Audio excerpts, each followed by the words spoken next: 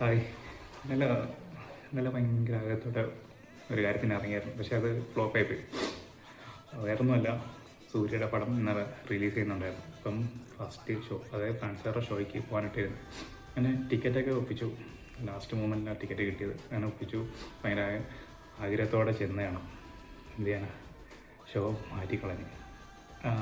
എന്തൊക്കെയോ അവരുടെ ഇഷ്യൂസും കാര്യങ്ങളൊക്കെ ഉണ്ടായിരുന്നു. അങ്ങനെ ഷോ മാറ്റിയിട്ടുണ്ടായിരുന്നു. പക്ഷെ നമ്മളിത് അറിയാതെയാണ് അവിടെ ചെന്നത്. അപ്പോൾ അവിടെ ചെന്നപ്പോഴും ഫാൻസ് ഉള്ളവർക്ക് പോലും അറിയില്ല, അതായത് ഷോ തുടങ്ങാൻ ലേറ്റ് ആവും എന്നൊക്കെ മാത്രമേ ഇൻഫർമേഷൻ കിട്ടിയിട്ടുള്ളൂ.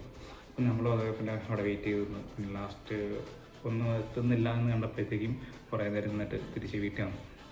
വൈകുന്നേരം ഷോ കാണും എന്നുള്ള പ്രതീക്ഷയിൽ നമ്മൾ തിരിച്ചു വന്നു. വീട്ടിൽ വന്നപ്പോഴത്തേക്കും പിന്നെ വിളിച്ച് പറഞ്ഞു ഷോ ഇല്ല. അപ്പം ആ ആഗ്രഹം അവിടെ തീർന്നു. പിന്നെ നമ്മൾ ഡേറ്റ് നോക്കിക്കൊണ്ടിരിക്കുകയായിരുന്നു, എന്നാ റിലീസ് എന്ന കാര്യങ്ങൾ. ഒരു അപ്ഡേറ്റും അങ്ങനെ കണ്ടുപോകുന്നില്ല. പക്ഷേ അടുത്ത ദിവസം തന്നെ, അതായത് ഇന്ന് 15-ാം തീയതി പടം അവർ ഇറക്കി. പക്ഷേ ഒറ്റ കാര്യമുള്ളായിരുന്നുള്ളൂ, ഫാൻസിയറുടെ ഷോ ഇല്ലായിരുന്നു. അങ്ങനെ കേരളത്തിലെവിടെയും ഫാൻസിയറുടെ ഷോ ഇല്ലായിരുന്നു. അപ്പോൾ ആ ഒരു കാര്യത്തിൽ വിഷമം ഉണ്ടായിരുന്നു. പടം കണ്ട് കുഴപ്പമൊന്നുമില്ല, ഹാപ്പിയാണ്. ഫസ്റ്റ് ഹാഫൊക്കെ കിട്ടില്ലായിരുന്നു.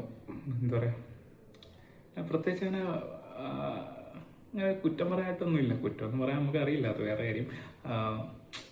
സെറ്റാണ്. എന്താ പറയുക, ഫസ്റ്റ് ഹാഫിൽ ഓരോ നമ്മൾ തമാശയും കാര്യങ്ങളായിട്ടൊക്കെ പോകുന്നുണ്ട്. സെക്കൻഡ് ഹാഫിൽ അങ്ങനെ തുടക്കത്തിലൊക്കെ ഉണ്ടായിരുന്നു, അവസാനമൊക്കെ വരുമ്പം അതിൻ്റെ രീതിയിൽ മാറുന്നുണ്ട്.